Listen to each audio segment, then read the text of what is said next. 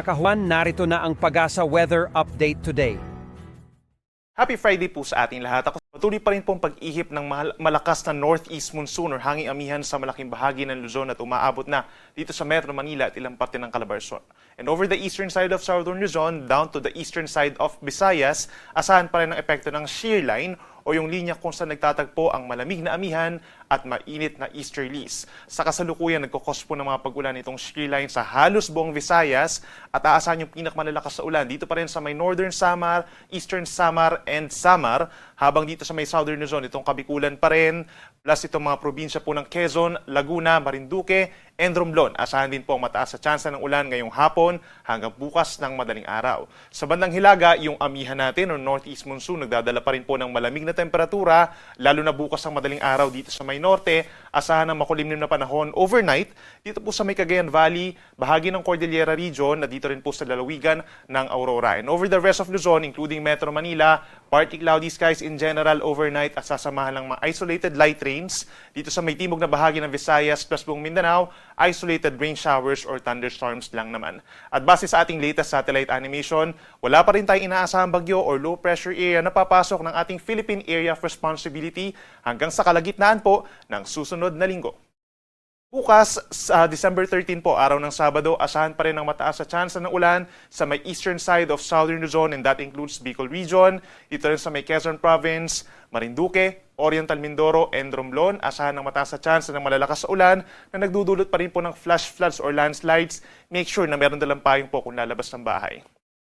Dito naman sa natitirang bahagi ng mainland Luzon, kabilang po ang Metro Manila, asahan ang epekto ng amihan or northeast monsoon. So sa madaling araw pa lamang, ramdam na yung malamig na presko ng simoy ng hangin at aasahan po ang maulap na kalangitan over the eastern sections. Itong Cagayan Valley and Aurora, makulimlim pa rin ang panahon at sasama ng may hinang ulan. Medyo lumalakas po pagdating doon sa mga kabundukan. Dito sa may Cordillera Region, Ilocos Region, natitirang bahagi ng Central Luzon, down to Metro Manila, at dito rin sa may kanlurang parte ng Calabarzon, Cavite, Rizal, and Batangas, asahan yung bahagyang maulap na kalangitan in general at meron lamang pulupulong may hinang pag-ulan or pag-ambon.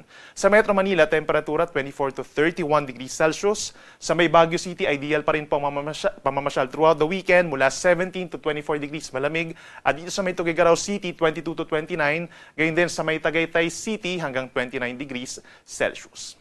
Sa ating mga kababayan pa rin dito sa may Palawan, partly cloudy to cloudy skies pa rin po at merong mataas sa tsansa ng ulan pagsapit ng tanghali and early afternoon dito sa may mainland Palawan. Habang sa Visayas, bukas po ng umaga pa lamang aasahan na yung makulimlim na panahon at mga pag-ulan sa hilagang parte. We're talking of Aklan, Capiz, dito rin po sa may Northern Samar, Eastern Samar, Samar, and Biliran. At bago magtanghali, meron din tsansa ng mga pag-ulan pa sa ilang bahagi ng Panay Island, sa may northern portion ng Negros Occidental, Northern Cebu, at northern portion po of Leyte. Yan po ay dahil sa shear line o yung banggaan ng mainit at malamig na hangin. Dito sa natitirang bahagi po ng Visayas, bahagyang maulap hanggang maulap pa rin ang kalangitan. Bukas, araw po ng Sabado, at sasamahan pa rin yan ng mga pulu-pulo lamang ng mga pag-ulan at mga isolated thunderstorms. Temperatura natin sa may Metro Cebu, 26 to 30 degrees, habang sa may Puerto Princesa hanggang 32 degrees Celsius.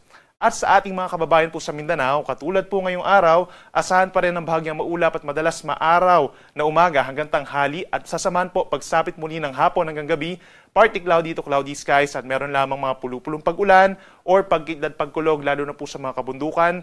Dito sa may Zamboanga del Norte, Misamis Occidental hanggang dito sa may portions of Soc-Sargen. Sa may Zamboanga City and Davao City bukas, asahan pong mainit at malinsangang tanghali hanggang 34 degrees Celsius. Ngayon at bukas, wala pa rin tayong inaasahang gale warning or pagtaas ng mga pag-alon natin. Aasahan po 1.5 meters in general dito po sa baybayin ng Northern Luzon, sa may baybayin din ng Aurora, Quezon, Bicol Region hanggang sa may Eastern Visayas. Generally, moderate seas po ito pero nagiging rough or malakas yung mga pag-alon hanggang 2.8 meters or halos sa palapag ng gusali po. No? Kapag meron tayong malalakas na mga pag-ulan at malakas na hangin, yan po ay dulot ng amihan.